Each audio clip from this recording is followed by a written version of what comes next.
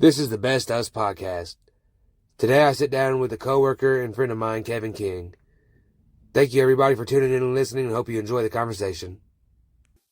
Podcast is called The Best Us, so it's about, wanting to be better and, what we do to be better. And I know you've got a little story on, Yeah. like, I don't know how much of that shit you're comfortable with talking about, or if you're good with, Yeah. I know you and your wife are about to get divorced and whatnot. Yeah. We were going through a rough patch. I mean, I'm not going to go into any details about Yeah, what happened or whatever. But yeah, be better. But yeah, we were going through a rough patch, and just like when it was all said and done, we ended up getting back together and kind of self-reflected, and like what the fuck was I doing wrong to? Because I mean, every fight, every domestic dispute, whatever, like it's never one person's fault. It's both parties. So, I had to look and see like where was I fucking up. We allowed to cuss on this thing? Yeah. All right. Explicit. Yeah, like where was I fucking up? Like, because at least part of it was my fault. So, I started diving deep into like, psychology and, like why is my brain doing the things that it's doing while we're going through this shit? Right. And I stumbled across some books. I got a Audible subscription, and listening to some audiobooks. One of them it's called like Unfuck Your Brain, I think. Okay. And yeah, it's this lady. She's like a clinical psychologist. She's got like all kinds of degrees and qualifications, and so she's really smart. But she explains anxiety in a way that dumbasses like me and you can understand it. Yeah, she's not. I'm a dumbass. Yes. Yeah, I am though. We're truck drivers. We're fucking dumbasses. Yeah. You have any degrees? But yeah, she talks in like normal terms. She says fuck, she says piss, shit, whatever. She talks like we do. A real person. Yeah. She's not talking like she's talking to her clinical colleagues or whatever. So really broke it down and explained that anxiety is really like your body's fight or flight response, and like your brain can't distinguish that you're not in actual physical danger, like you're not about to die.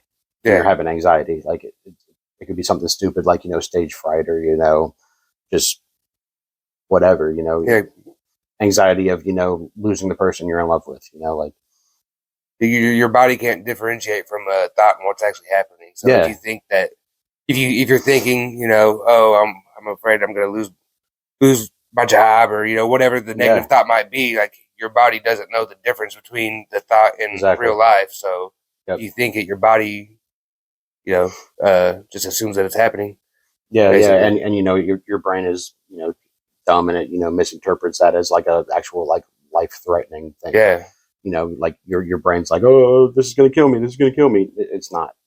But so yeah, that book, and then there was a few others. I know you've been reading Mr. Nice Guy, or No More Than Mr. Nice Guy. Yeah. And yeah, that one really fucking opened my eyes. Like I was like, oh, I'm a piece of shit. Like I need to change who I am as a person. Like I thought I was, a decent person. And I mean, I think I was, but like, I feel like I'm a better person now after learning where I was fucking up, why I was a piece of shit, and, how to make it better. The way I try to look at it is that we're always doing the best that we know how. Yes, absolutely. You thought you were doing the best that you could, which you were with what you had. Yeah. And, you self-reflected and realized that you had to change things to be better. Yeah. Yeah. And one thing that I really took away from the entire thing, not just the one book, but, the entire situation was, I needed to be better for myself, and I was always striving to be better for somebody else. Yes. It's always, at the end of the day, it's always, it sounds selfish, but you have to take care of yourself, and you have to love yourself before. Yeah, it sounds so counterintuitive. Yeah, but before you can, love somebody else or take care of other people, you got to take care of yourself first. Yep. And it sounds selfish, but at the end of the day, if you're not taking care of yourself and loving yourself, then how do you plan to take care of yourself or other people or love other people? Yeah, for sure. Yeah, because if you're not in the right headspace to love anything, then especially yourself, then yeah, there's no way to love other people. And like I had heard that so many times, growing up and shit, and I'm like, whatever. Another one's stupid fucking cliche sayings, but no, those sayings exist for a reason. Yeah, they definitely do. For me, I was just cruising by, just not really giving a fuck about anything, just living my life for me. But I mean, it's so much bigger than just me. Like, we've both got families. Yeah. And I was selfish, but I wasn't taking care of myself. So it was just, I wouldn't say I was an alcoholic, but I was a weekend alcoholic. I would drink on the weekends. And you would cave into your indulgences. Yeah. And so, I mean, I kicked that habit along with the vaping, nicotine. I kicked that too, but no, not yet. I'm still here. I got 2 right here in front of me. Yeah. Hey, I'm like a crackhead, man. I just looking at you makes my mouth water. My lungs start burning. It's like, fuck, I want to suck on that thing. I mean, shit. I'm not going to hand it over. So no, I wouldn't ask you because I know all it would take is one hit and I would be right back to where I used to be. That's the same with like alcohol, like all, family get-togethers. My family all drinks, and once you get that first taste, I always think like, oh, maybe I could just have a drink or two, but then I stop and it's like, no, motherfucker, you can't. Right? You can't have just a drink or two because the whole point when I used to drink, I was drinking to get fucked up. Yeah, I wasn't drinking just to taste it or take the edge off. Right. Some people can do that, and that's cool, but that's not me. Right. I get it, and that I don't drink often. Excuse me, I don't drink often at all. But when I do drink, yeah, that's my goal. Get fucked up. Yeah. Get fucked up. And see, I was doing it every weekend. It was, I started drinking when, 18, 19 years old. But, yeah. I mean, even probably younger than that, I drank. But, I'd go over to my uncle's house and we would drink. And, then, we got a little older. We had the kid, and my buddy would come over and we would party on the weekends. And they kind of grew out of that, but I didn't. So I kept partying on my own. Right. I'd stay up on the weekends till like 3, 4 o'clock in the morning, just getting drunk and playing video games. Yeah, see, that's one thing I could never do is drink by myself.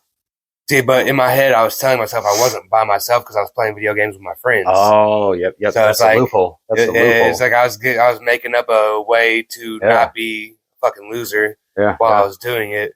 But really, that shit was so toxic for myself and for my relationship. I mean, me and my wife got to a rough patch for a while because of it. Yeah. Story for another day, but yeah, fair enough.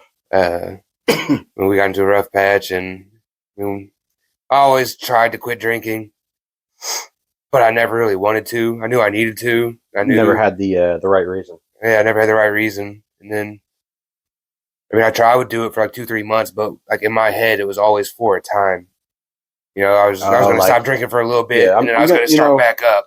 I'm gonna stop until probably St. Patty's Day. That's a drinking holiday. I'll wait until then. I think I'd stopped in like October, November, and then it was New Year's Eve, and I got a 6-pack. Like, I can have a 6-pack and be okay. Yeah, and you're not allowed to. The next weekend, I got a 12-pack, and then it just fucking spiraled from there. Not allowed to be sober on New Year's, man. Then I was right back where I was at before. Right. And then I, back to partying every weekend by myself. But I started a book I read. It was by Eckhart Tolle called A New Earth.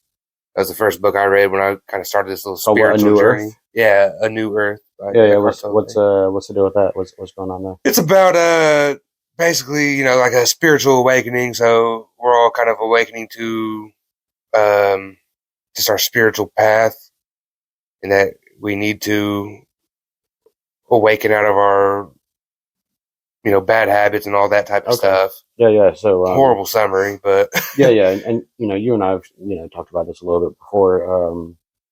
That we're kind of in a way on the same path, but taking a different route. Like you're going the more spiritual route, where I'm taking the psychological, like scientific type route or whatever. And they really cross a lot of paths. Yeah, for sure. They definitely have a lot of overlap. And They both make a lot of sense. Yeah, they do. And I mean, I've kind of, I was really into all the spiritual stuff for a while, and I still am, but I'm just not, I'm not as deep as I was in the beginning. I mean, I still try to meditate, but for me, like, I've always been scared of death. Oh yeah. And, sure. The book, it was a lot about, like, we're all from the same source, for me, like, I always viewed God as what, Christians would view God as, like a man in the sky that's going to strike you down or whatever. And that never resonated with me. Like, I've never been to church, so right. My biblical studies are very limited and shit. But right. For me, like, my view on God now is like, God is just, he's not a man in the sky. It's just, we're kind of all God in a sense. Like, we all come from the same source. So when we die, we all go back to the same source. Kind of like God is energy, because energy can't be destroyed. It can just be like I don't remember exactly how the whole thing goes, but yeah, like because God is eternal, and so is energy. It just changes forms or whatever. I don't remember how the whole scientific thing is. Yeah, I mean, I know exactly what you're talking about, but I don't know the whole scientific thing of it either. Energy can't be destroyed. It just moves from one thing to another, basically. So it's kind of like, God's not a person in the sky. God is just life force, energy type of thing, Yeah, it was Einstein that said energy cannot be created or destroyed. It can only be changed from one form to another. That's the thing. Okay. Yeah. And so yeah, that's what we are. We're energy. Yeah. I mean, everything is. I mean, except for nothing. But, yeah. I mean, everything. There's energy behind everything, though. Is the plants and rocks, and it's all got some sort of energy behind it. Right. So, I bet you want to rock. I'm not retarded, but I like rock. Great. So that was we'll edit that out. Yeah, we'll edit that out. But that was definitely that book. I mean, I read it in like 2 or 3 days, and it just completely changed the way that I viewed life. Yeah, for sure. I think that's important for everybody is just find something, whether it's, what you're doing, the whole spiritual thing, find, the psychological thing, find Jesus Christ, find Buddha, whatever, just something that will help guide you on the path to greatness. Yeah. See, I never had a purpose, and I was always really a follower. Like I still don't know who I am. Yeah. And I'm working on it, but, I've got a better idea of who I am than I ever have. I've always just followed the herd and tried to fit in. Yep. I was the same way, dude. I was the same way. I mean, I remember, man, I feel like in like elementary school, we were just like so free, so ourselves. And then for me anyways, this is my experience. I don't mean we, but me personally, elementary school, so free. I was actually myself as a kid, but yeah, I think we kind of all are. And then middle school, that's when like, teasing, bullying, all that shit kind of like ramped up a little bit. And then that's when I started to try to fit in, like you said, like I went through my fucking thug phase, dude. Yeah, we all go through those phases. Tall tees and fucking baggy pants, all that shit, like I was, it was like a self-defense mechanism, just trying to, I don't know. Looking back on it now, I think it was me trying to, I don't know, look more intimidating. Like, oh yeah, these gangsters are fucking scary. I want to be scary. I don't want people to fuck with me no more. Yeah. Like I think that's what it was. And then, I had friends that, they were, dressing the same way and shit. So I was like, yeah, just fit in with them and be one of the cool kids. But now, looking back now, I'm embarrassed. Like, I saw some pictures of me when I was younger, and I was like, why the fuck did I dress like that, dude? Yeah. It was horrible. Yeah, I went through the tall tee phase and all that, and I also went through like a country phase. Yep. And it was just, I was just following the people around me, I was trying to fit in. Yep. Trying to find my crowd, but I mean, really, that's what it is. It's a self-defense thing. Yeah. Self-preservation, whatever you want to call it. Because, like if you were, I don't know if you were bullied or whatever, but like I wasn't like really, really bullied, but like there were definitely a few people that would fuck with me relentlessly in like middle school. And it wasn't, like a all day, every day kind of thing. I didn't go home crying and all none of that shit, but I don't even remember where I was going with that, but it's just a self-defense thing. Though. Yeah, that's basically where you were going with it. Yeah. Self-preservation and all that. Yeah, we'll edit that out. I mean, I wasn't really bullied. I mean, you're always going to have some teasing, some getting picked on, but I wouldn't say I was bullied, but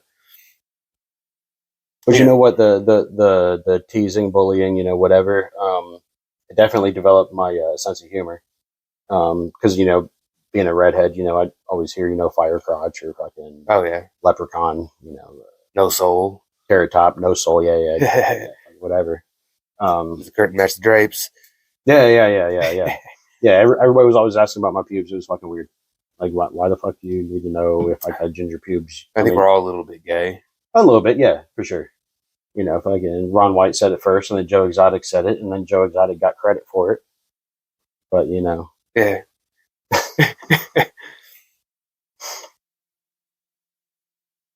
Yeah, I mean, bullying. I mean, I think we kind of have to go through a little bit of, teasing and stuff to evolve. Yeah, for sure. But, there's an extent to it. And I don't agree with bullying, but I mean, it makes us who we are.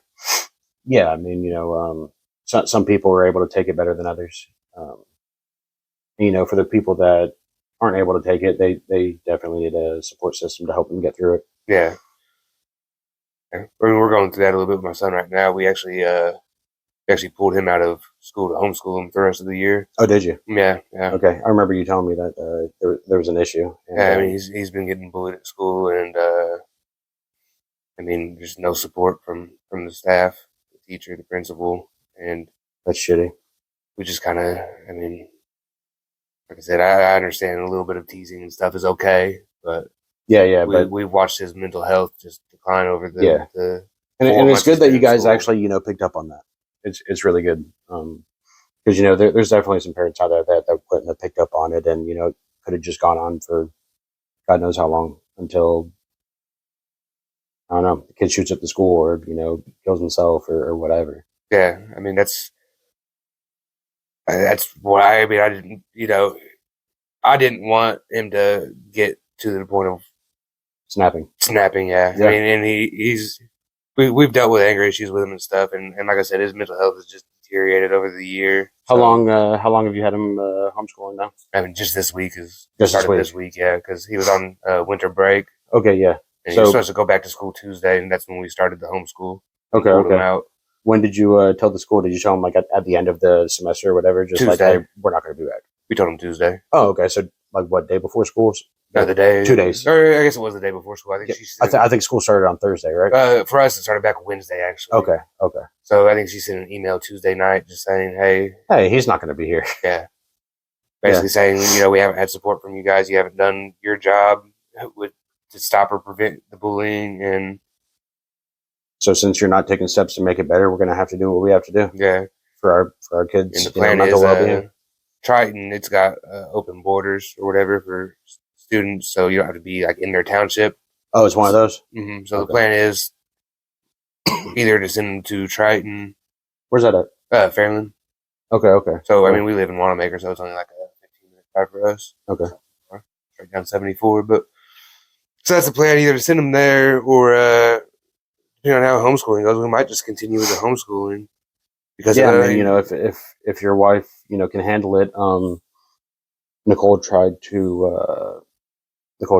wife tried to homeschool our youngest, and that lasted maybe a week, and she was like, no, I can't do this.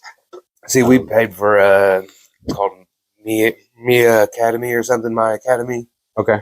It's like a monthly membership, but it lays everything out for you. It's got printables, and it's the whole curriculum. I mean, she's still got to be like, she's got to be there and guide him through it. Make sure he stays on task all that. Yeah, right?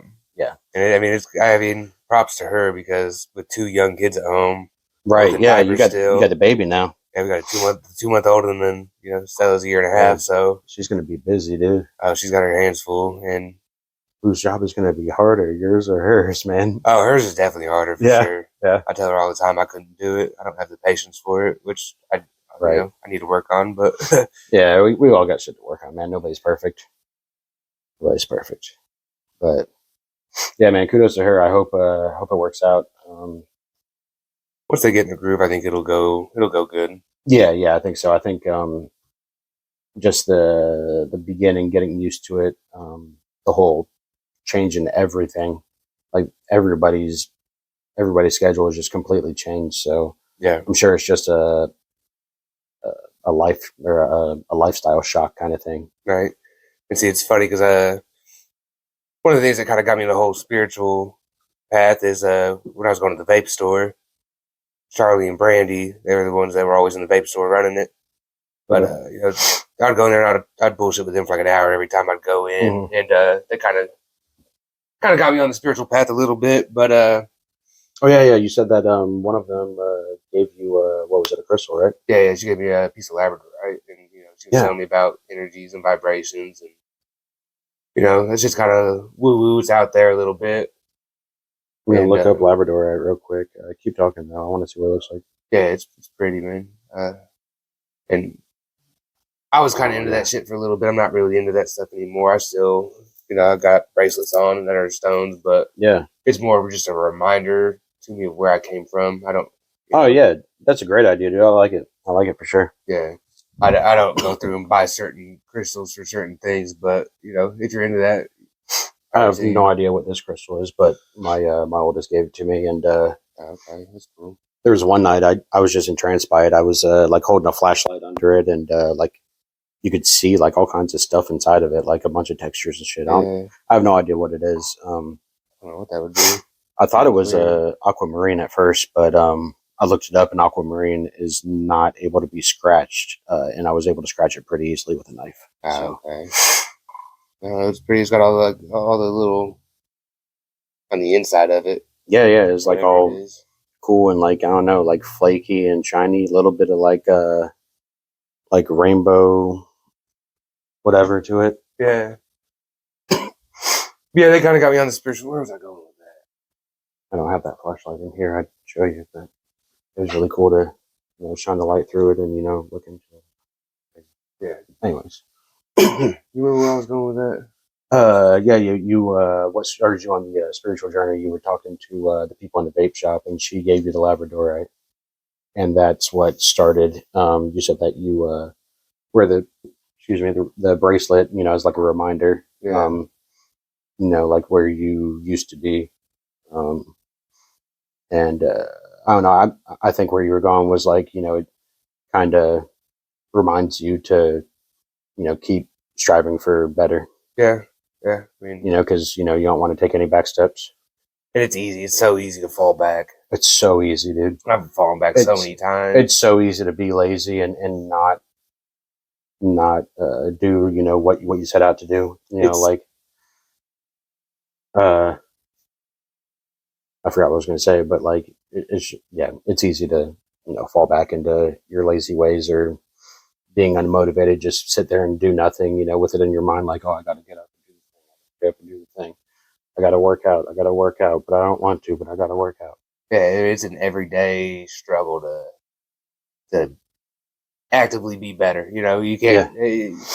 It's like I said, it's just easy to fall back, and if you don't stay on top of the things that you want to do to be better, I've fallen back so many times. I was coming out of a slump here recently. I was just down and stuff, but I'm kind of getting back out of it. Yeah, actually, I think it was just this past week I was in like a weird like headspace. I think it was because of the holidays, dude. The all the days off from work we had. I didn't do shit. I just sat around and I was lazy. I was lazy as fuck. And then like while I was at work, like I was still in that headspace of being lazy, and like I had to like put a lot of effort in and pull myself out of it. Yeah. And this was New Year's week. So yeah, I came back to work on Wednesday, Thursday, Friday. No, Wednesday and Thursday, I was just in a funk, dude. Like, I would talk to, a couple people on the phone or whatever, and like I just wasn't present. Yeah. Like my mind was fucking just felt like that weird foggy feeling you get where you can't think straight. And I couldn't pull myself out of it until Friday, and then Friday I was finally back to, okay, I'm back in the groove of things. Like my mind's feeling sharper. I'm feeling more goofy than goofy like I usually am, cracking dumb jokes and shit. Getting back to normal. Getting back to normal, and then it's good to have a routine. Yeah, for sure. It's taking off work. You get out of your routine of Yeah. I think everybody's got a little bit of tism in them, because not a lot of tism, just a little tism. Yeah, a little bit of tism. I think everybody's got a little bit, and the routine thing. I think that's like my tism, my tistic trait. Because if I get out of my routine, like it fucks with me.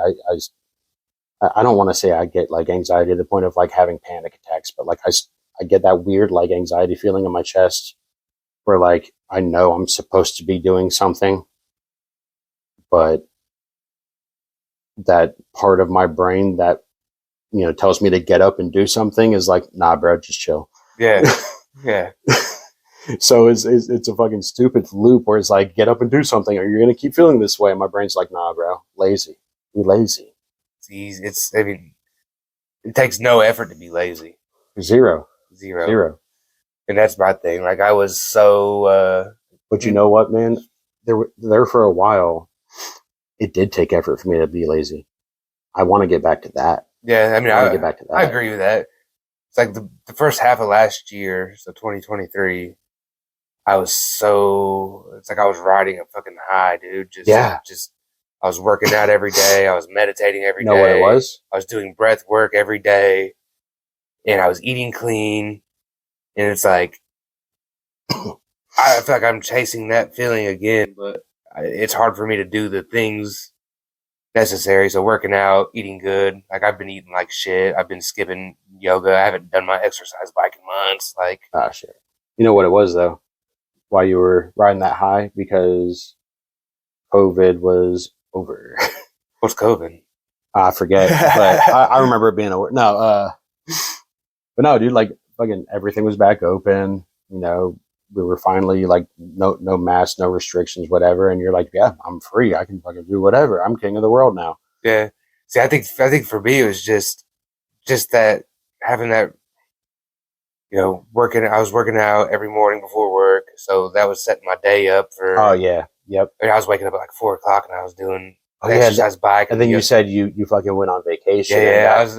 So July we went to Del Hollow and I had fucking Dairy Queen one time. Oh, because I had been eating so clean. I mean, I lost 90 pounds in a matter of like 4 or 5 months. What's your favorite thing to get at Dairy Queen, and why is it a fucking Reese's Blizzard? It's not a Reese's Blizzard. Actually, we just went there Friday night, man, and they've got a Snickerdoodle cookie dough. Oh, Blizzard? Oh, dude, it's so good. It's a Blizzard? Yeah, it's a Blizzard. Hell yeah, dude. My favorite thing. But it's limited, so it's going to be gone. Oh, yeah. So, actually, somebody we work with put me onto this. It's a royal peanut butter Blizzard with Reese's and brownie chunks in it. Ah, okay. So, like, do you know the royal Blizzards? Yeah, that's one that's got the hole in the middle or whatever. Yeah, it's got a hole in the middle, and they just fill that hole in the middle with peanut butter. Okay. So it's like a chocolate, Blizzard or whatever. Peanut butter in the middle, Reese's chunks, and then brownie chunks. Bro, I will get diabetes so quick. Oh, dude. That shit is so good. I'm so bad when it comes to sugar. Like, it takes me over. Yeah. And I mean, we've been struggling with my son with sneaking snacks and sugary shit. And I know he gets it from me. Oh, he sneaks it? Oh, dude. Making them at night? I'll find wrappers behind the dryer, behind like a cabinet. And it's like, why don't you just throw it the fuck away? Yeah. That's a kid thing, man. Both of my kids did it. They don't do it anymore, thankfully, but both of them did it. You know, stuffing them into the fucking couch cushions or fucking putting them in their pockets, and we find it in the washer. You know, just everywhere, dude. And it's like we would have never known if you just put it in the trash can. Yeah, but Never. I think he gets. I mean, I'm so bad when it comes to sugar. Like I can't just have. Same with everything. I can't just have one. Like if I have a cookie, I'm having like 10 cookies, dude. I swear, I'm the same way. And that's why I'm the same way. But like, I go through phases where like I have a really bad sweet tooth, and then like I don't even want to touch sugar for like a month. If you get past like the 2-3 day mark, maybe even a little bit longer, I don't know, but a couple days, you go a couple days without eating sugar and sweet shit, like you lose the desire for it. Yeah, it's almost like a cocaine addiction. Like, you know, it's once you're off of it, you know, it's like whatever, I can take it. I mean, you get dopamine from it because it tastes good. So, but you crash hard, and that's why you keep going back because you want to keep getting that dopamine because it makes you feel good. Yep. So that's why for me, I was doing the things in the morning, the working out and all that shit. I was making my own dopamine. You know, versus getting it from external sources. Like I was doing the working out and cold showers.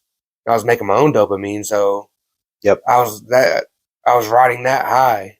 Yeah. And you know, I don't remember who said it, but I heard somebody say it one time. You know, it was actually, what's his name? There's this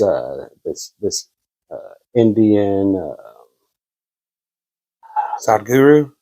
Huh? Sadhguru? No. He's a younger dude, probably like in his 30s or 40s. He's a psychologist, psychiatrist, and he's also a gamer. He does a lot of like, he doesn't do therapy sessions on Twitch because, you know, he can't, but they almost seem like therapy sessions. Anyways, he was talking to somebody and he used the analogy that,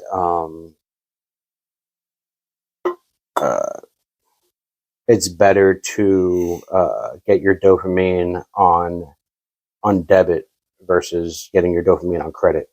So like, you know, the sugars, the video games, the Facebook, the TikTok, all that shit. That's, you know, like you're using your credit card on dopamine. You're getting it instantly, even though you don't have the funds for it right now. Yeah. So rapid fire, dopamine. And by the end of the day, you fucking crash because you used all your reserve. You're broke. Yeah. And then, you know, like you were saying, you know, you use what you already have, you know, your debit card by working out in the morning, you know, by eating healthy and, you know, fucking getting your dopamine in healthy ways rather than, you know, doom scrolling. It's like you, pay for it now. Wait, no. How did he put it? It was like, if you get the dopamine now, then you'll pay for it later, like on credit or whatever, meaning like the crash at the end of the day. Okay. And then if you, I don't, he said it so much better than I ever could, but he used the analogy and it was like, wow, that makes a lot of sense. It does. I mean, I understand what you're trying to put down there. Picking up what I'm putting down? Yeah, I'm picking up what you're putting down. Definitely makes sense because... Yeah, I said it horribly. He could say it so much better than me, but when he said it, it made so much sense to me personally. But yeah, he's like a gamer who's also a therapist, and like he's another one like the lady that wrote that book that I was telling you about earlier. That, you know, he talks to the people in terms that, you know, they could understand. You know, he like, I don't want to say he dumbs it down for them, but, you know, it's just talks like a normal person. Yeah, he talks like, you know, just a regular dude. Like, because I mean, he was a gamer before he ever got into psychology. Okay. So he's already experienced the you know, talking to people online and, you know, whatever. And also with sugar, like, it takes your body more energy to process the sugar. So, I mean, that's another reason why you crash, because you're burning energy to process that shit, because it's really like your body processes it as poison. Yeah. Like it causes inflammation in your body, and it's just really not fucking good for you. But it's so hard to kick. His YouTube channel is The Healthy Gamer. Healthy Gamer? Healthy Gamer, yeah. I can't pronounce his name. I'm horrible with foreign names, I guess you could say. Yeah. But yeah, it's spelled A-L-O-K, Alok, maybe. Yeah, I'm not sure. Yeah, sounds good to me. But yeah, I like him. I've watched a lot of his videos. I haven't watched any in a long time. But that's only because he stopped showing up in my feed for whatever reason. Yeah, your algorithm. Yeah, he stopped. He got out of my algorithm somehow. But now that I just Googled him, I'm sure he'll pop back up. Yeah, funny how that works. Even just talking about him, it would probably. Oh yeah, for sure. Yeah, they're always listening. Always. Let me get my tinfoil hat on. Yeah. Where's Alex Jones, bro? Yeah. Turn the freaking frogs gay. Gay frogs. Yeah, dude. But yeah, man. You were saying that you kind of fell into a slump, and I think you've been in it a little bit longer than I have, but I've also been in a slump. And honestly, dude, it's video games. It's video games. That's that instant dopamine too. Yeah. That's it for me right now. That's my addiction. And I've been wanting to do less of it. And actually, I think I'm getting ready to do less of it, because the game I'm playing right now, I'm fucking bored of. It's too repetitive, and I'm bored of it. And I'm hoping that is the catalyst that's like, hey, get up and do some real shit. Yeah. And it's just like we said, it's so easy to just stay comfortable. It is. Even though, like, if the situation sucks, like, it's a known situation, like, it's easy to just stay there. It is. And it takes real effort to, and it's not even motivation, it's discipline. Yeah. You got to be disciplined to do the hard things. Yeah, and you and I have talked about this before, I don't know how you feel about Andrew Tate. I'm not like the Andrew Tate fan or, whatever, but that is one thing that he said that did resonate, that I heard, that the motivation versus the discipline thing. And yeah, discipline is very important. And, that's something that I've talked about with my kids, because everybody's guilty of it, is being motivated is, that's one thing. Like, of course you're going to do what you want to do when you're motivated to do it, but waking up on the morning and, doing your workout when you don't want to. Yeah. Because you should. That's where discipline comes in. And it's something that I did have for a while, but I lost it. Yeah, I'm trying to get it back. Gotta get it back somehow. I keep talking about it, but it's one of those easier said than done things, man. It's always so easy, like, oh, one more day, and then one more day turns into one more day the next day. Dude, it's like a fucking never ending. That cycle. Conversation in my head happens multiple times a day. Like, oh, dude, like, you know what? Not right now. Maybe in 5 minutes, and then 5 minutes goes by, and it's wait, no, that's 3 hours that went by, and that's when that's where we're lacking the discipline, because if we're disciplined, then we just fucking do it without having that conversation. But it's just so easy. Yeah, kind of like, when your wife tells you to take out the trash and you're like, okay, I will in a minute. And then, 3 hours later, why didn't you take it out yet? See, my wife, she'll ask me to. And I'm like, yeah, I'll do it here in a minute. Then I forget. And then she just does it herself. And she's like, oh, I fucking took out the trash because you didn't do it. Yeah.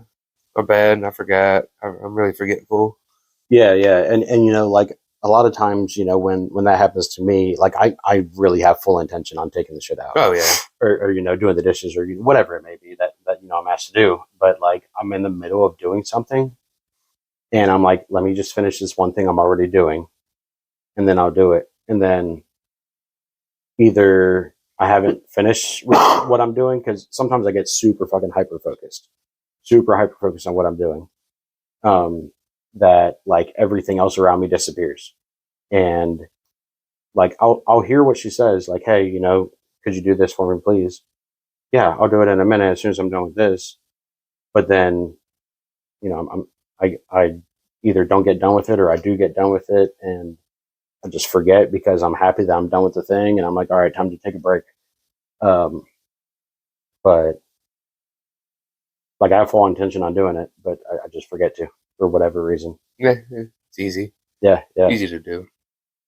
It's the hyperfixation, dude. Like that's definitely a thing. Like when I'm doing something I really want to do, like when I'm in the zone out in the garage doing the woodworking thing, like don't bother me, please, because like I there's a chance I might not hear you, or it's going to go one ear or out the other,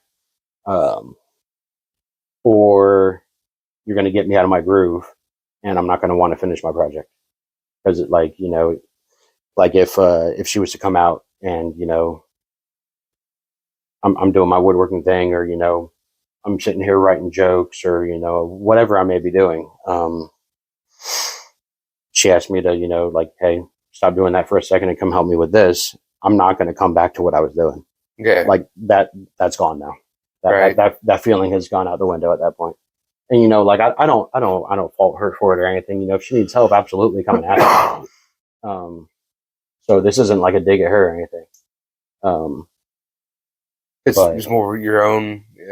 It's just something how your brain works, Yeah. Something that I've noticed about myself, and we're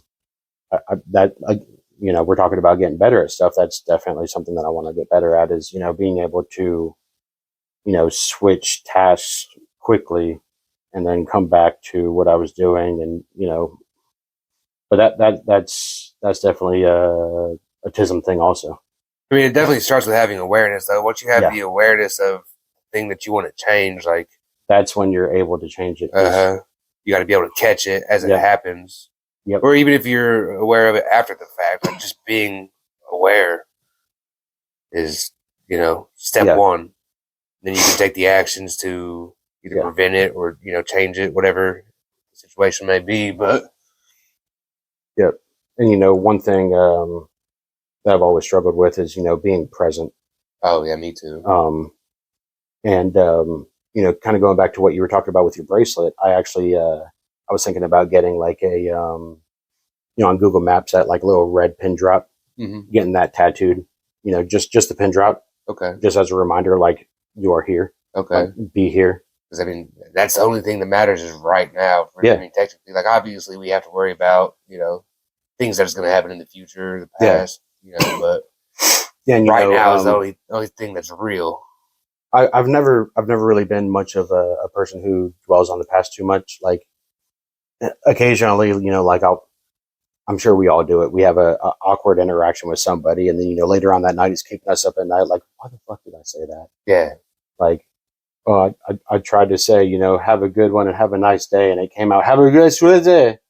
And it's like, why did I do that? Right. Like, I feel like an idiot. So sometimes I'll dwell on stupid shit like that for 5-10 minutes or whatever. But like, I've never been one to like,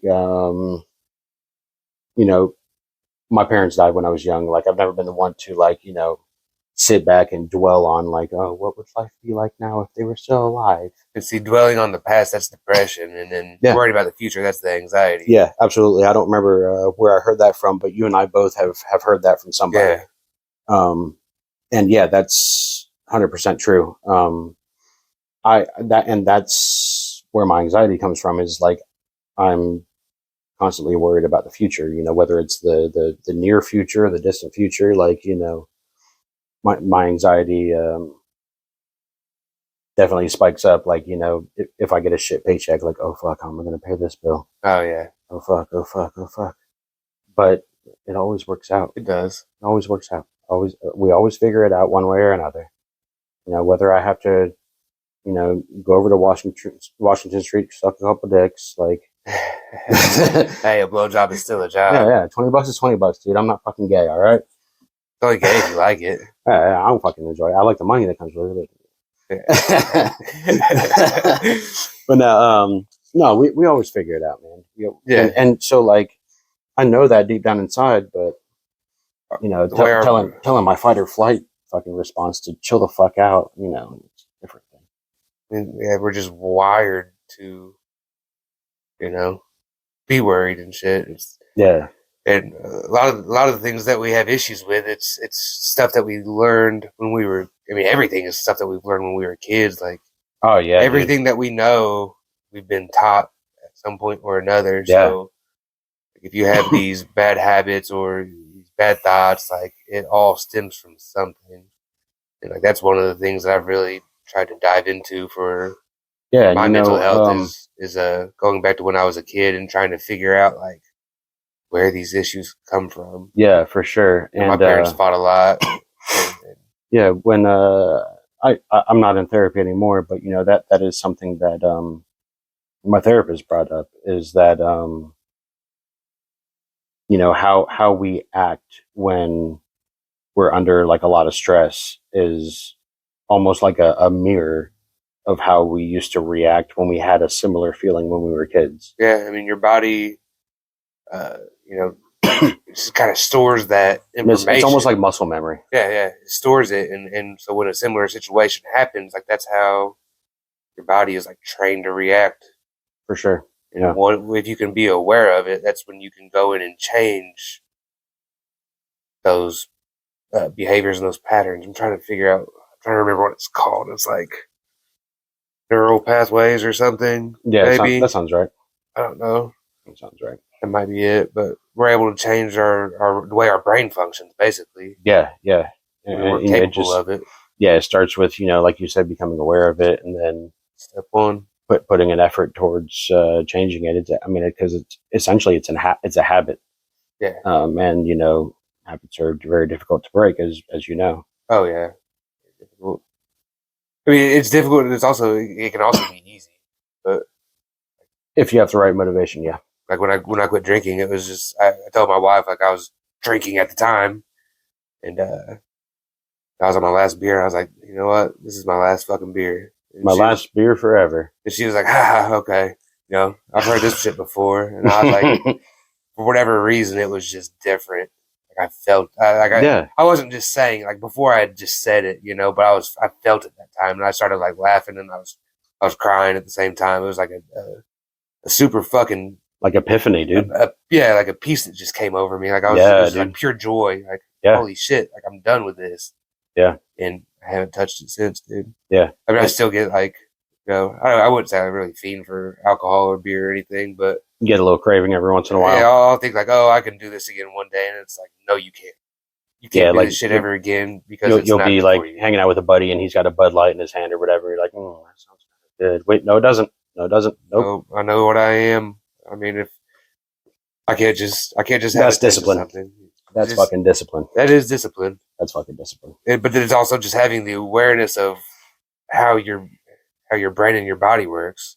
Well, yeah, you have the awareness, and that's what fuels that discipline. Yeah, that's true. That's what fuels the discipline. And like, same with when I quit vaping. Like Shane, he quit vaping first, and that really fired me up to fucking quit. Yeah, because it's like, sometimes that's all you need, man. It's just, you know, like an accountability buddy. Yeah. Because like, I started smoking cigarettes when I was like 12 or 13. Oh fuck, really? Yeah, dude, I'd been addicted to nicotine for a long time, and like, how the fuck were you getting it? Your parents? My friend's mom would buy us either cigarettes or like the little Swisher Sweet cigarillos. Oh, fucking shit, mom. Dude, she was cool. No, I'm just playing. It was fun. But, yeah. I mean, they were smokers, so like, they didn't really give a fuck. Yeah. I'm just messing around. I'm not gonna judge any other people. I mean, I wouldn't do that.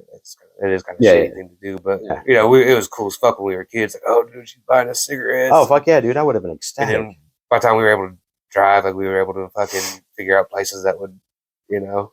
Oh yeah, dude. And, yeah. Like, I always lied to my wife about it because I don't know. For me, I think that was one of the things that I took from my parents growing up was, you know, lying. My dad would always lie about stopping at the bar on the way home from work. And if I was out with him, he would make me lie too. Okay. And so, like, for whatever reason, like, it was always easy to just lie about little things. Right. So, like, I would sneak, I would get like the snus pouches, and then she would find them, and I'd be like, oh, fuck, those aren't mine. Bullshit, you know. She was always busting me in little lies like that. Right. And, like, looking back, it was so fucking stupid. Yeah, man. And I'm lucky that she stuck with me through all my stupid bullshit. she's a trooper, man. She is, and I mean, I'm past that now. Like, I don't lie about shit anymore. But I did for such a long time. Yeah, and that's just silly shit. And finally, like, I was like, I told her that someone had given me a vape, and I really went up and bought one. And yeah, that was my way to I'm vaping now, and it was just the thing that I did again. So it's like I didn't have to lie about the nicotine anymore. Right. Now, do you think? But like I was always like on and off, vaping or whatever, maybe trying to get a nicotine fix. Yeah, for sure. Do you think that you mentioned that you picked up the lying thing from your dad? Do you think that in a way that taught you the whole happy wife, happy life thing? I'm gonna lie to her so she's not upset with me, therefore she's happy, and everything's gonna be fine, kind of thing. Do you think that was part of it? Well, my dad would lie. My mom always knew the fucking truth. She's not stupid. Right. But I mean, like when you were a kid, did you know that she knew the truth? Yeah, because they would fight. Oh, okay. He would lie, and she'd be like, "Bullshit! I smell beer on your breath," and it was like, I didn't know if if the fighting happened in front of you or oh yeah, they were always fighting. I got you. I took some things. It was more just like this is what a man does, kind of thing. Like, yeah, I don't know. For me, it was avoiding conflict. I could have just told the truth, and it would have been fine. You said what? Avoiding conflict? Yeah, like lying about trying to avoid conflict, and then the nicotine it would turn into a conflict anyways. Yeah, and she always would find out anyways. Like, right, and then it would be a bigger issue because I lied about it instead of just telling the truth. Like, if I would have just told the truth to begin with, like, yeah, that's what all our parents always told us. Like, if you lie to me, you're going to be in bigger trouble. But for whatever reason, it was just easier to try to avoid that conflict. Yeah, because in your brain, there's a chance that they won't find out, however small that chance might be. But they always find out. A chance. Yeah, they always do. They always do. I mean, like, everybody has a tell. Whether it's looking to the left or blinking your eyes really fast or you got a little bead of sweat dripping down. Like, everybody's got to tell when they're lying. Like, there's something you do when you lie. If somebody spends enough time with you, they're going to pick up on it. And I mean, I guess that was probably part of just the way that my brain is wired. Like, I'm an addict. That's just what the fuck I am. So the lying was to protect the addiction more than anything. Yeah. Just to protect, because I didn't want to quit. Yeah. Doing whatever I was doing, but for sure. So it was easy to lie about it. So I could keep doing it because I knew that she always would tell me that she didn't want me to smoke or whatever because she wanted me to be here, as long as possible. And smoking is obviously not healthy. Yeah. But so I just knew that she wasn't with it. So that's why I would lie about it. And then, that's just kind of what I knew for a long time. Yeah, that makes sense. So I mean, I took now that I've got the awareness of what it is, I was able to I quit doing the things that cause the issues, Yeah. You got to be that's a part of being present. Like we were talking about earlier, that when you're lying, you're thinking about the consequences of the future. When you're present, tell the truth, you're like, yep, I'm going to take whatever happens now. Take responsibility for your actions. Yeah. Accountability for your own actions, responsibility. Yeah. All that. And lying was definitely a thing that I had an issue with. Not like recently or whatever, but like, I don't know, early adulthood, late teenager, whatever. And yeah, I mean, it eventually, it clicked in my head that, it's worse when you lie and they catch you. Oh yeah. It's so much worse because like, it makes you look 13 times more guilty. Oh, for sure. And like, for me, it was like, and then they can't trust anything else you fucking say. Yeah. And I was always just lying about such little stupid shit. Yeah, it's always the dumb shit, man. It's always the dumb shit. Like, I wasn't out here fucking running around or nothing. I was just fucking chewing or whatever it may be, smoking. and it was just easy to lie about it. Yeah. But it makes you look like a fucking piece of shit. Yeah.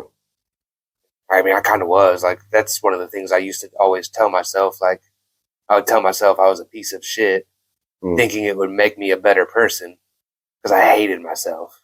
Oh, shit, that's deep. I hated who I was. Damn. And, like, I wanted to change, but the motivation wasn't there to change. Like, I was just stuck in a fucking fog.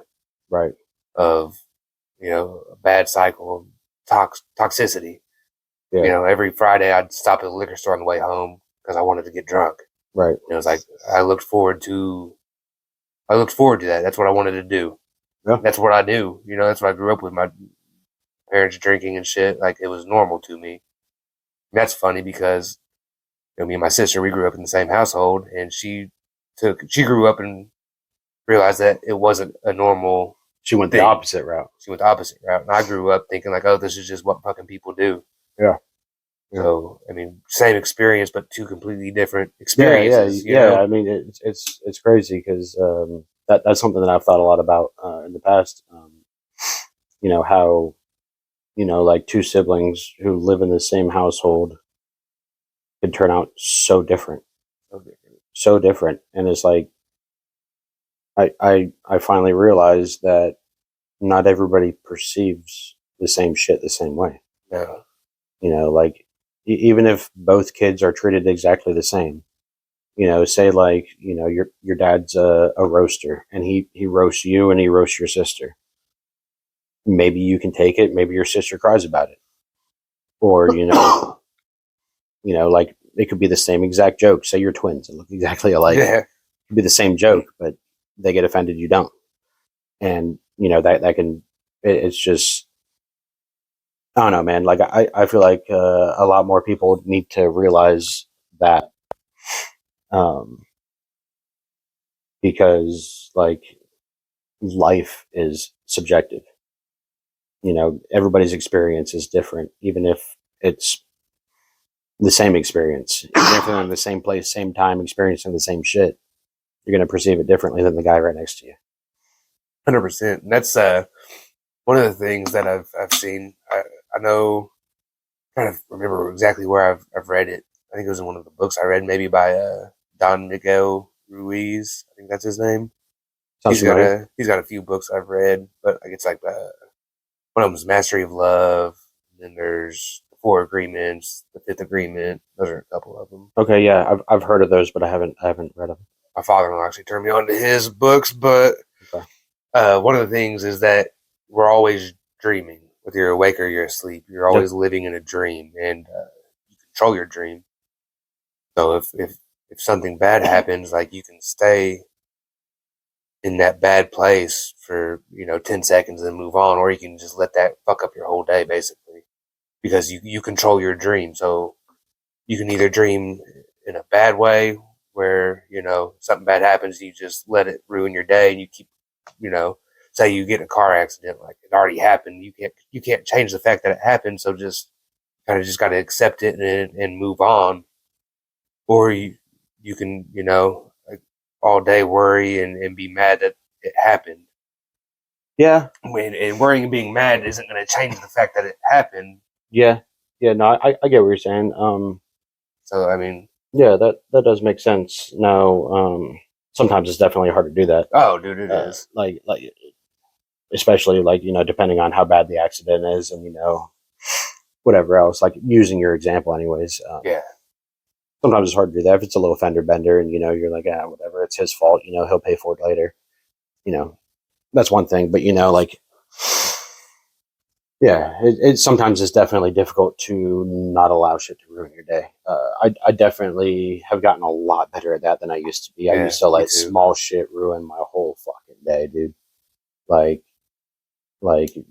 one person could say just one off thing to me in the morning. I'm just in a bad mood about it all day. Yeah. Like, I just let the whole day snowball. I'm in a bad mood, so I'm going to cut this guy off in traffic. And then, I'm going to fucking hit this red light and slam brakes and, just snowballs. It just gets worse. Freight falls over in the truck because, I'm driving like an asshole because I'm mad or whatever. And yeah, just everything just turns to shit. So that was work, because That's one thing I used to get mad as fuck when they'd send me somewhere that I didn't like. Yeah. Which I mean, I still kind of do. But it's not as bad. But anymore. It's not as bad. Like I'm able to. Sometimes I'm able to just accept it, because you can't change. I mean, the way to look at it is like, can you change the situation that you're in? If the answer is no, then it's like accept it and move on. But if you can't, if you can't change it, then do what you can to change it. Mm-hmm. Yeah, and I used to get pissed off too whenever they would send me to places that I didn't like or no or whatever. And I don't get pissed off. I get a little irritated sometimes, but not like pissed off. And sometimes just turning on some music or listening to a comedy podcast or whatever, like that can just pull me out of it. So like whenever I notice that I'm getting upset because they sent me to the west side of Indy that I absolutely hate. Despise it. I hate the west side of Indy for whatever. I don't know why. Like a lot of it's because I don't know it, and there's low bridges over there, and I get nervous about that shit. But like, I'll turn on some music that I like, or listen to a comedy podcast and laugh about it, and like it puts me in a better mood. So I think that's one important thing is learning like coping mechanisms for whenever you do get in that bad mood, and like figure out what works for you. Like I found that again, music and podcasts help with me. Definitely. When I'm in a bad mood, talking to people on the phone is not.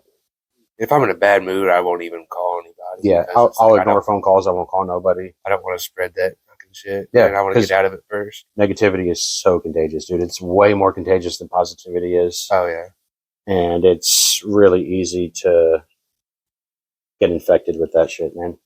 For me, I get a lot of anxiety. Like if they send me far, like Muncie and shit, I'll get anxiety about it because I know I gotta sit in traffic on the way back home. But it's like I'm 8 hours away from that. Like I don't need to worry about that right now. But I'll feel it in my chest like all day long. Oh shit! Like my chest is tight, and it's just like my body's. It's just always in the back of your mind. Yeah. Just, that hour and a half drive back, man. So, but like, have you learned any like coping shit, like music, breathing, meditating, fucking whatever it may be, like whenever you're getting in that mood? Yeah, anxiety, that anxiety about driving is new, and it's relatively new. The last like 6 months. Really? Yeah. I really fucking hate driving. Funny because I drive a semi, but is it because that like you just usually don't drive far anymore because of the shift you're on, or so when you do, it's like I think it's just I would rather. I mean, I know I got to go to work to make money and pay bills, but it's like I just want to be home with my family. Like yeah.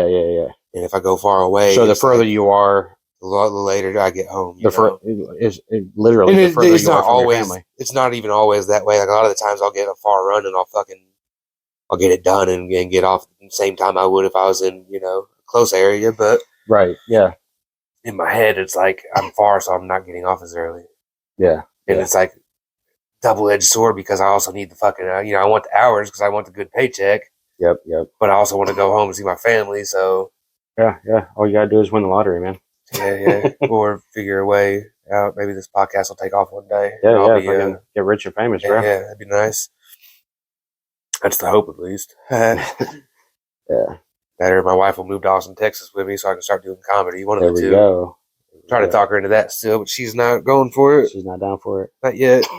I just want to move where it's warmer. Right? Yeah, dude. Like yesterday, I had to work and, it was snowing and shit, and it was snow. Yeah. I mean, I loved it when I was a kid, but now as an adult, it's like we got to deal with it. I never saw snow until I was an adult. You grew up in Florida, so. Yeah, dude. Yeah, never saw snow until I was an adult. I was 19 the first time I saw it. And the first time I saw it, I was actually kind of excited because it was my first time I saw it, that I ran outside wearing just basketball shorts did like a front flip and landed on my back in the snow and the snow angel. And I was like, oh God, this is fucking cold. Jumped back up and ran inside. Fuck this. Fuck snow. I was back when I was 19 and my bones didn't ache. Yeah. So that was when you first moved to Indy then, when you were 19? Yeah. I was 19 when I moved here. Sorry. Yeah, thanks. I was pretty upset about it too. You're just here. But yeah, man, it was fucking winter. 2009, when the economy was still kind of shitty. And no work down there, man. Like, I can't remember what state got hit the hardest, but Florida was number 2 on the unemployment list. Oh, wow. I don't remember who was number 1, but like the only job I could find was working on the grill at McDonald's, and that wasn't paying anybody's bills. I was, and my wife was pregnant with my youngest at the time, and she was put on bed rest, so she wasn't bringing in any money. My both of my parents had already passed away at that time. The only person I had left down there was my grandmother, and it was like fucking 80, 85, something like that. Yeah. Like, she wasn't gonna be able to help anybody. So she had almost all of her family is here in Indy. Okay. Or was at the time. So they took us in until we got back on our feet. Yeah, I mean, you had to do what you had to do to survive, man. Yeah. And I've been back to Florida on vacation, and no, I don't want to live there anymore. I don't want to live there. Yeah, I don't like it. I wouldn't want to live. I don't like it. It's a vacation state. Yeah, mostly. Yeah. And, they got a saying down there: "Come on vacation, leave on probation." I don't know if that's still a thing, but it was back when I lived there. Yeah, because the cops, were always out patrolling heavy because drugs and shit. There's a lot of drugs down there. But yeah, it's way too hot down there. I don't like it. And then the traffic is horrendous. Oh, I bet. I mean, because it's a lot of tourists that don't know where they're going. It's a lot of old people that don't know where they are. Like it's the retirement state and the tourist state. Yeah. So like, right. Where a lot of people retired too. The traffic is horrendous, and then the young people that live there, they're just so angry at the traffic, all of the tourists and the old people, that they're just road rage all the time. Here I am driving down the road like, oh yeah, I remember this, and I'm starting to get pissed off at the old people, the tourists, and the road rage locals. Yeah. I'm like, man, this is horrible, dude. It's so bad. Like a highway, any time of the day, like a regular highway, like you're doing like 40 because everybody else. Yeah. Any time of the day. If the sun's out, you're doing like 40 on the highway, period. It's just so bad. I wouldn't want that. No. I mean, Indy's not much better. Now, this was, Clearwater area. So, I can't speak for the rest of the state, but, that's where I'm from, is Clearwater. And, going back to visit, man, it was cool to see, a bunch of my old friends and shit. But, keep it as a visit, not a place to live. Yeah, definitely a vacation state for sure. Yeah. I just like India. I'm done with Indiana. Like I mean, so boring here, dude. It's boring here, and boring. I mean, I like my job for the most part. I don't.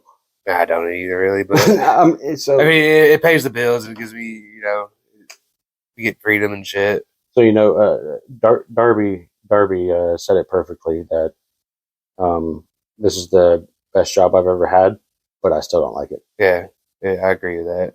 And yeah, completely agree. Definitely the best job I've ever had, but I don't like it. I don't want to do it. Yeah. I do it because I have to. It's the highest paying job I'm qualified for. Right. hopefully that changes. Hopefully I'm super funny and, the whole comedy thing takes off. Yeah. I've been writing and signing up for open mic night. So hopefully I get some experience up on stage and get more comfortable, because stage fright is a motherfucker, dude. Like, oh, dude. Just thinking about it, I get anxiety. Oh, dude. So 2 weeks ago was the first time I signed up. It was, the day after Christmas, I believe. Okay. Day after Christmas, the 26th, I believe, was open mic night, and I signed up, and I didn't get picked for the initial cut, but I think I sent you the email that, if you show up anyways, the people that, if there's any no shows, they pull names out of a bucket for people that signed up and didn't make the cut. So there was still a chance I was going to go up, and my wife was sick. She had like a stomach virus or whatever, so she stayed home. I went by myself, sitting in there by my fucking self. And like every time they're like, all right, bucket pull, like my heart was just not bad, dude. Like I want to, but I'm terrified. But I want to, but I'm terrified. Like, dude, like one of the jokes that I wrote, it was going to be like my first joke was, me saying that, this is my first time on any stage at all. Like I dropped out of high school because I thought about walking with my class on stage, and everybody's looking at me like, nope. I'm just going to drop out now. Here you are trying to get on stage. Yeah, dude, the stage fright is real, man. I'm terrified. I'm terrified. See, that is one thing that this job has helped me overcome a little bit, is because I used to not even like to make a fucking phone call. Like, I wouldn't want to make a phone call to order a fucking pizza. Oh, dude, yeah. But I was the same way, man. We have to interact with people every day, so I've overcome that a lot. Yeah, Actually, being social, able to talk to people a little bit. Yeah, being social and having a conversation with people, it's a muscle.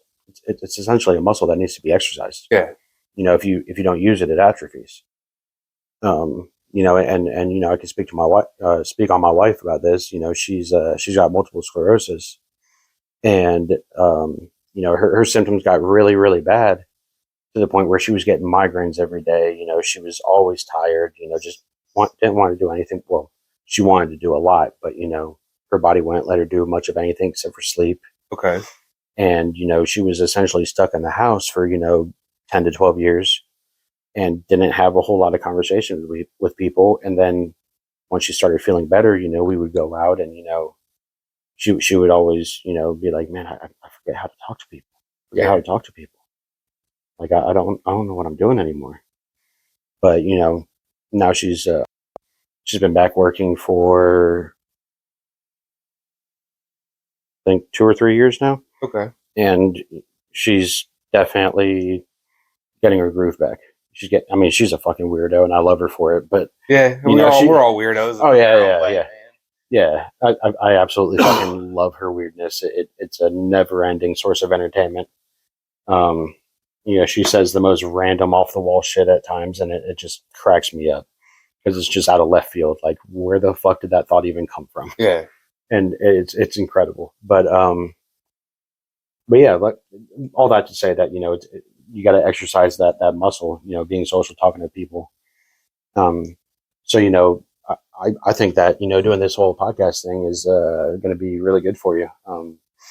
Especially if you can get more people to come on and talk with you about it. Yeah, it's just, I got to put in the fucking effort to get people on to talk, Yeah. It's, I did three podcasts last year, kind of. This is, I consider this really the first real one. Where you're actually talking to somebody. Yeah, actually talking to somebody. And when I did the podcast with Shane, like, he didn't even know he was being recorded. Cause that's saw you guys were having a regular. That's what he told me to do. And yeah. So I feel like this is really the first real episode.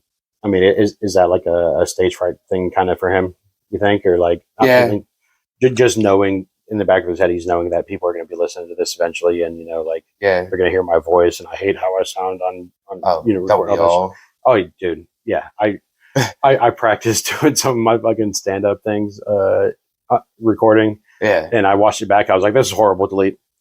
I've done that too with a couple of my jokes that I wrote. It took like 20 recordings where I finally fucking was like, okay, I like this one. No, dude, no. I did like 40 recordings, and I was like, every single one's fucking trash. I hate how my voice sounds. I hate how I look. Like what the fuck am I even doing trying? You know, that's that comes back to fear of being judged. But yeah, if I don't know how if you judge people a lot, but the more you judge people, the more you fear being judged. Really? Is that really?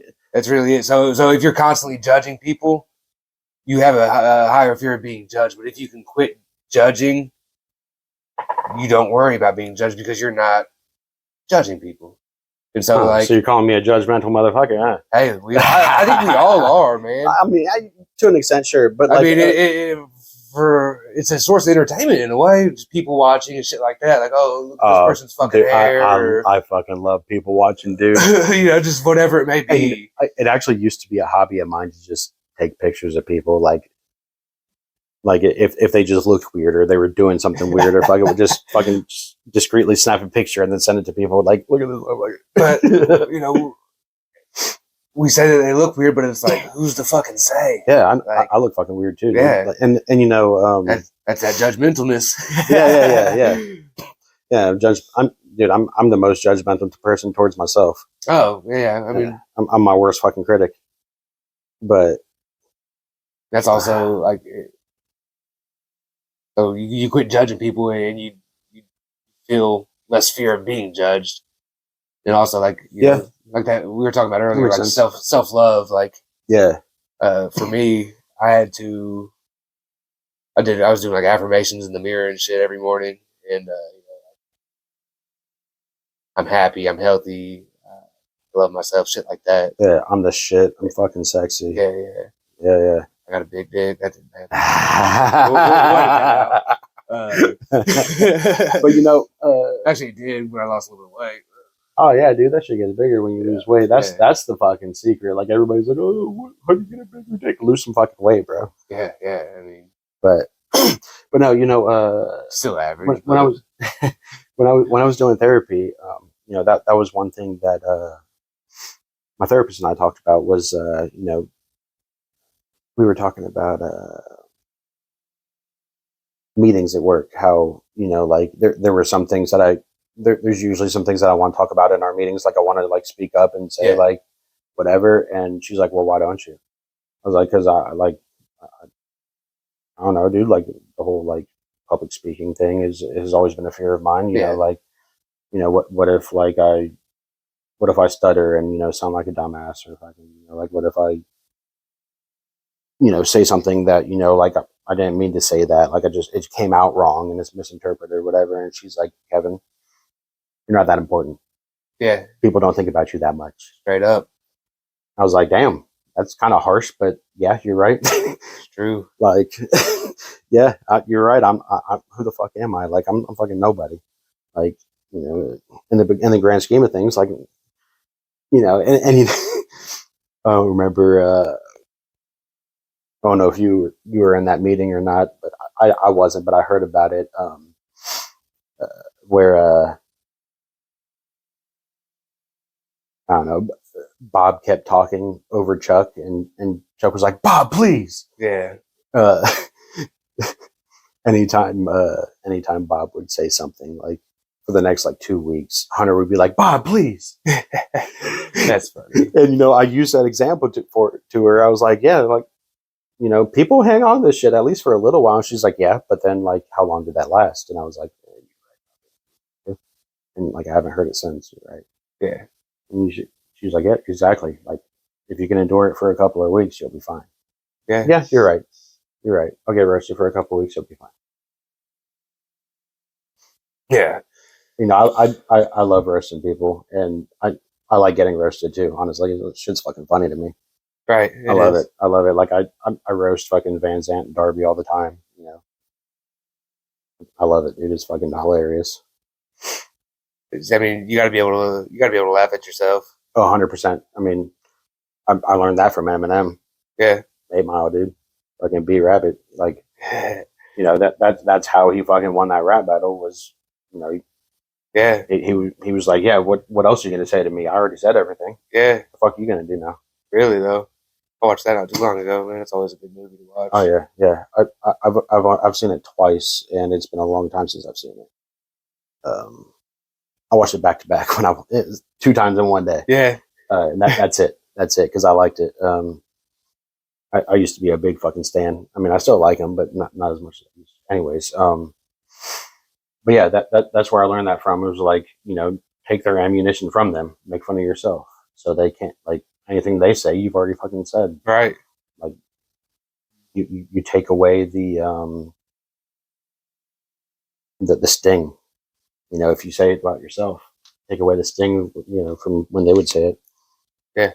I mean, what else can I say?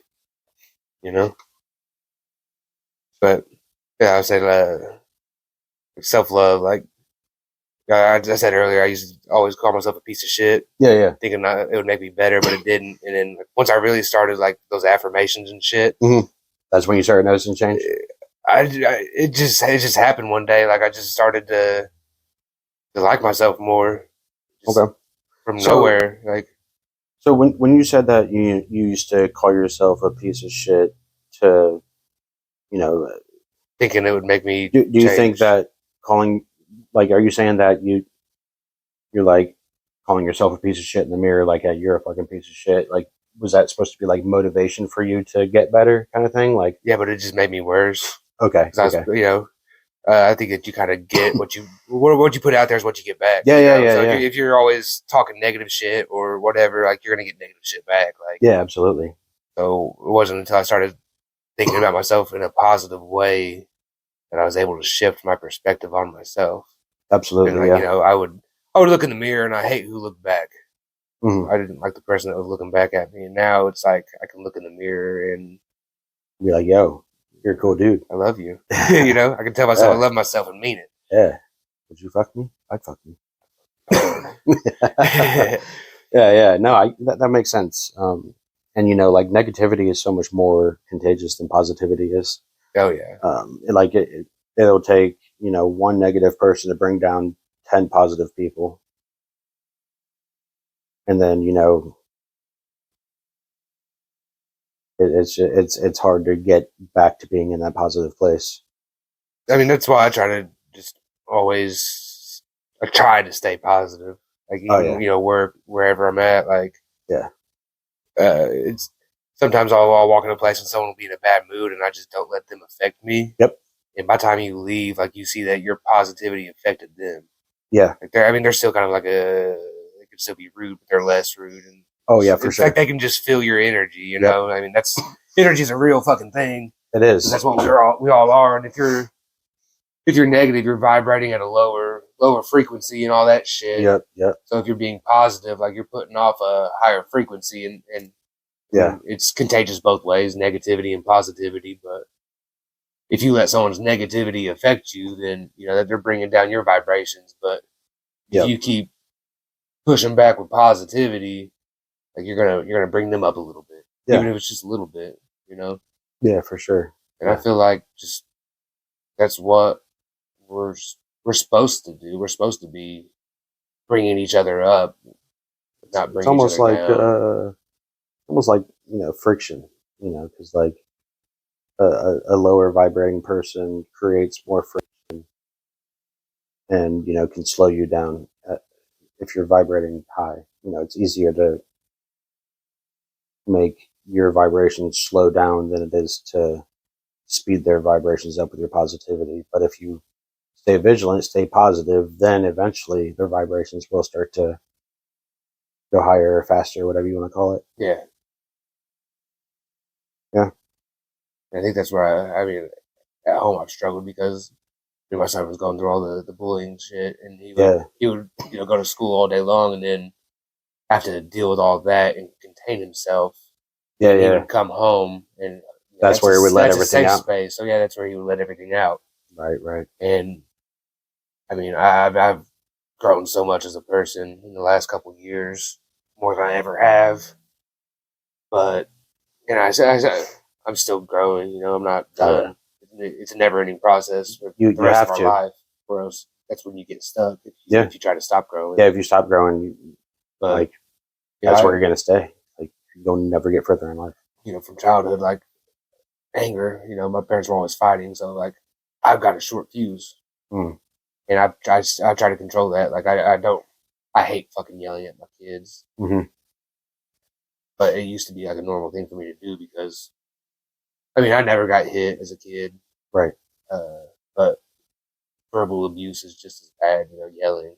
Oh yeah, for sure. Like one thing that always sticks with me from when I was a kid, I don't remember what I did, but I got in trouble for something. My dad yelled at me. So I went to my bedroom and hid in my closet. I was in my closet crying. I remember he wasn't done with me. He came in there and was like, "What are you, a fucking pussy in here crying like a pussy?" Oh shit. And I don't remember what I did. I was young. That just stuck with me. And, I try to catch myself when I'm yelling, when I get angry at my kid because he's doing something, and I start to yell, and it's like I try to catch myself to stop. But so what sometimes do you do? It's fucking hard. What do you do to kind of like recenter yourself? Like when you feel yourself getting to that point, take a deep breath. That's it. Just take a deep breath and just you take a deep breath and bring awareness to it. Okay. Just being aware. It's when I end up losing it and yelling is I lose my presence. Almost. It's like I let something else take me over versus like you're sitting in control. In the passenger seat. I let the programming that I've received as a kid, throughout my whole life, take over. Go on autopilot versus like I'm in control. Yep. Yeah. See. So when I'm in control, that's when I'm able to stop it. But when I let my body or whatever take over, that's when I lose it.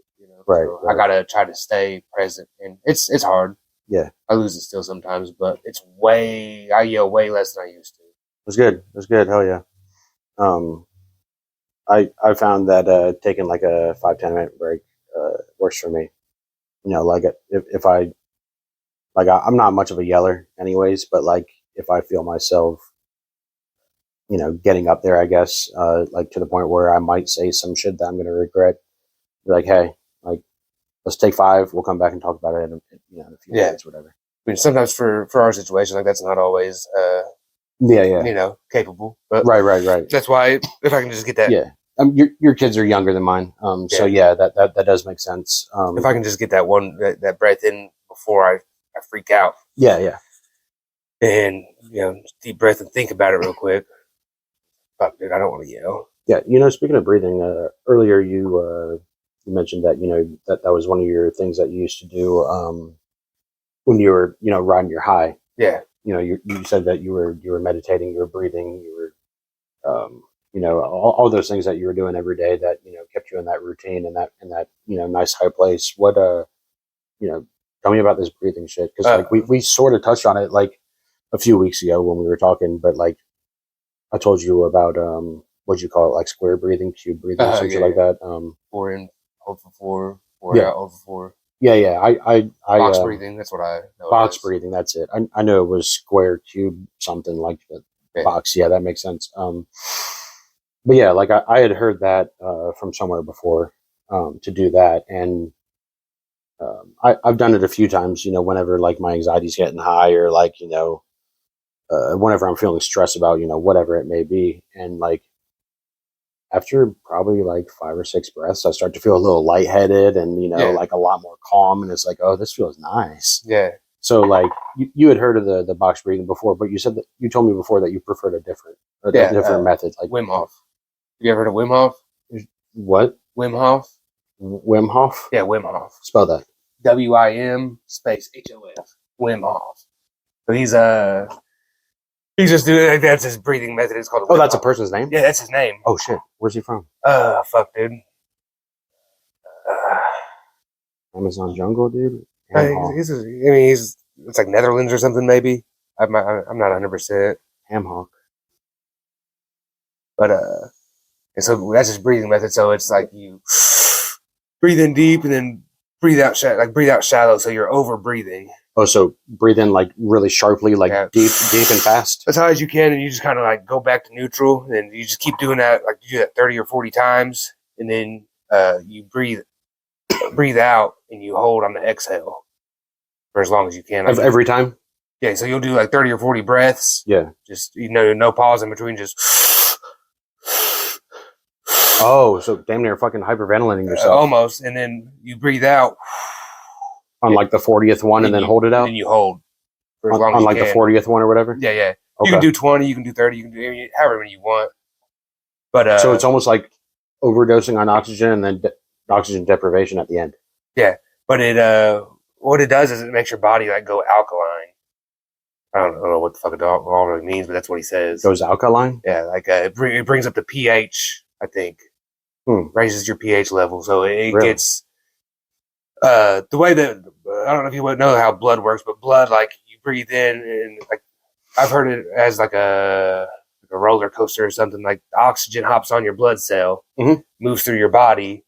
The oxygen hops off, and what is it? We breathe out CO2. Yeah, carbon dioxide. Carbon dioxide hops on, and so like it's got your lungs have the fuck. I don't know what they're called. It's the little. The little like bubble pocket things. Yeah, or whatever. Yeah. I can't remember what they're called, but yeah, that's where the oxygen and the carbon dioxide switch out. Yeah, and a lot of us like we overbreathe. Like we all take like short, shallow breaths. Yeah.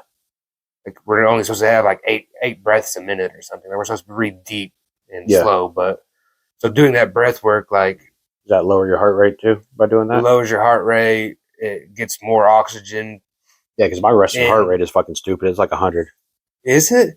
Mine's like 50, dude. 54. Nah, dude. My fucking resting, it's like... I don't know what it was before. I mean, right now it's 73. But I mean, it's a fucking Samsung, so I don't know how accurate that bitch is. But like, yeah, dude, it says 98, right? No, 78, sorry. No, that's not too bad. But doing that breath work, when you hold it out, like that's just...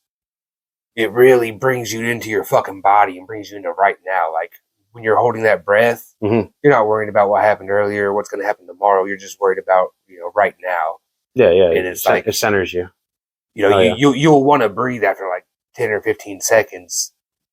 But like, I think the first time I did it, I was able to go 2 minutes without taking a breath. Like that was really fucking pushing it. Like at the end, the after the 40th or whatever? Yeah. Oh shit. I did it. I was actually listening to Joe Rogan had a podcast with Wim Hof, and they were doing it together. And I actually did it.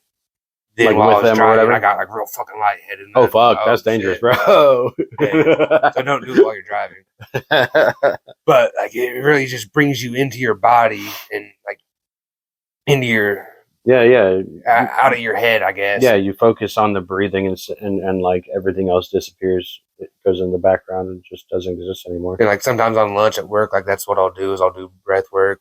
I've got a couple YouTube videos I've saved of like different breathing techniques. Like there's breath of fire and like there's like a whole like mixture. Send those to me later. Yeah, I'll send them to you. But it's they also call it like DMT breath work because we produce DMT in our brain and like I don't know, I've never had any like really crazy trippy experiences off of it, but I have had times where like I'll flash back really something that's happened before. Really? Like how far back have you gone?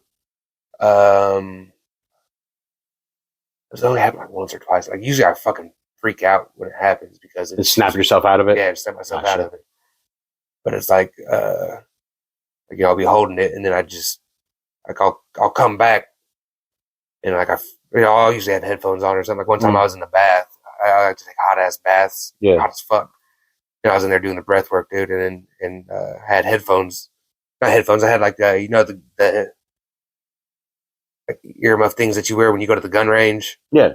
So I had those on in the bath doing this breath work. Like no music, nothing. No music, just straight silence. Like sensory deprivation. Yeah, basically. Okay, and guy was holding the breath, dude, and I don't know how long I was not breathing, but it was a minute. Yeah. And like I came to, like I had gone. I don't remember where I'd gone, but like I had gone somewhere else, like mentally in my head, I think, Yeah.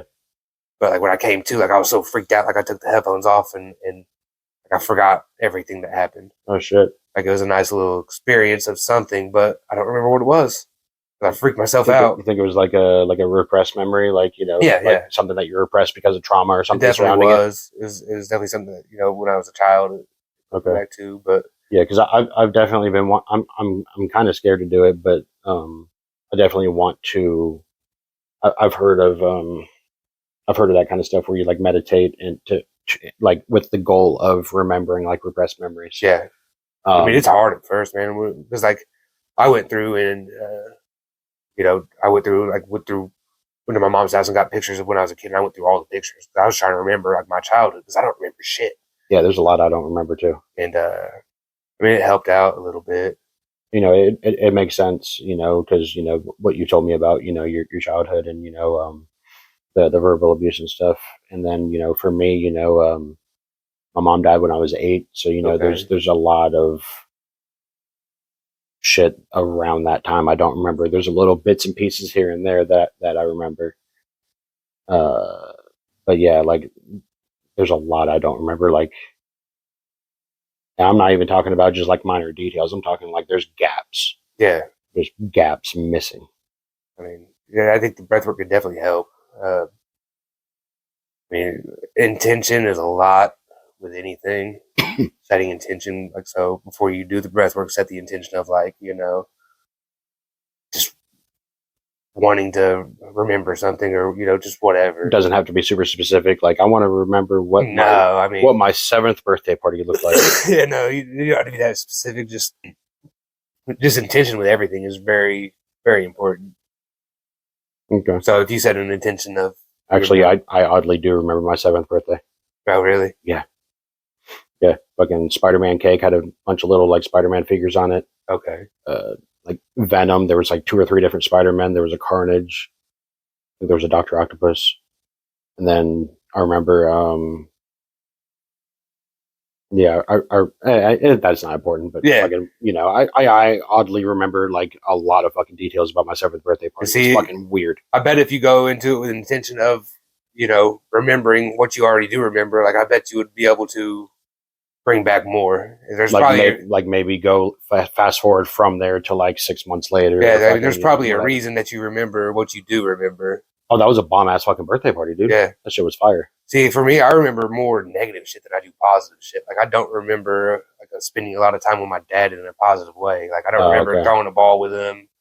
I mean, I don't remember like spending quality time with him, and that's where like I want to give my kids the dad I never had. Like, I love them to remember good shit. Yeah, yeah. I mean, I love my parents. I mean, I didn't grow up in a fucking shitty environment. I don't want to portray that. It was good. It was okay childhood, but I mean, there's still fucking trauma there. Oh yeah, we all go through it. Everybody does, just different degrees. But I mean, so my son's 8 now. It's been almost 2 years. I think this little spiritual awakening, like a year and a half, maybe. Okay. So he was 6 or 7 when that spiritual awakening first started for me, and like up until then, like I was not the best I could be. Right. That's goes back to what I used to tell myself I was a piece of shit. Like I just wasn't the best. Right. I ended up becoming my dad, and I never wanted to be my dad. Like I was, but I ended up becoming that, not meaning to. And I've grown so much. Happens to a lot of people, man. Like, you see it in movies and TV shows all the time, where, the son ends up turning into his dad and then realizing, oh, fuck. And that's exactly what it was, dude. The one thing I didn't want to be, I've become. I'm still taking steps to break old habits and shit, but you're making an effort to get better, so that's what I want my kids to see. Yeah. I have started writing in a journal. I don't do as much as I should or as I used to. What's that doing for you? Well, I want to write a book. Okay. I want to write a book for my son because he knows the old me. The angry, self-absorbed. Oh, he remembers alcoholic. That? Oh, I'm sure he remembers so much shit. Even if he doesn't remember it. Like, does he talk about it or anything? No. Even if he doesn't remember that shit. There's still an imprint. Oh, yeah, it's still shaped the way that he is today. That's why he gets angry so quick. Gotcha. Shit like that. Like, I've affected him a lot in like unintentional ways. So you said you want to write a book for him, like a children's book, or like something for him to read when he's older. When he's older, like my goal is to have it written by the time he's 16. So what kind, like a fucking kind of like a apology book kind of thing, no, or like a fucking just my journey in life, basically, just describing how I got to where I was at, my childhood, how I was brought up. So almost like an autobiography? Yeah, maybe. Okay. I guess it could be like an autobiography. Just documenting, like, the things that I've done to be better and the ways that I've changed. And I don't know. I just think it'd be cool to have a fucking book that I wrote, mostly for my kids, for all three of them, but mostly geared towards, my oldest, because my two youngest they're not going to experience that version of me. Like he's going to he grew up with a different dad than they do. I got you. You know what I mean? How old is he now? He's 8. He's about to be 9 in February next month. Yeah. Well, yeah. Keep doing what you're doing, man. You're getting better. You're noticing the the bad habits that you had. You're taking strides to fucking fix them. What it is, man. And your son will see that and he'll remember that. Definitely. Whether you read a book or not, he's gonna see it. He's gonna see it. That's what it is. At the end of the day, just every day I want to be a little bit better than I was the day before. That's the goal, man. That's the goal that everybody should have. That's the goal everybody should have, man. Yeah. Definitely. Fuck, man. That's a good spot to end it. Yeah, we can wrap it up, man. Yeah, wrap it up. And thanks for getting on here and talking with me. Yeah, of course, dude. We'll have to do it again. For sure. Definitely a lot more that we could talk about. Oh, I know. We went an hour and 40 minutes, and it doesn't really feel like it's been that long. I thought it's been like a half hour. Right. We touched on shit that we could definitely touch on again. And yeah, for sure. I said, thanks for talking with me, man. And yeah, dude. Anyone who listens to it, thank you for listening. Love you guys. Bye.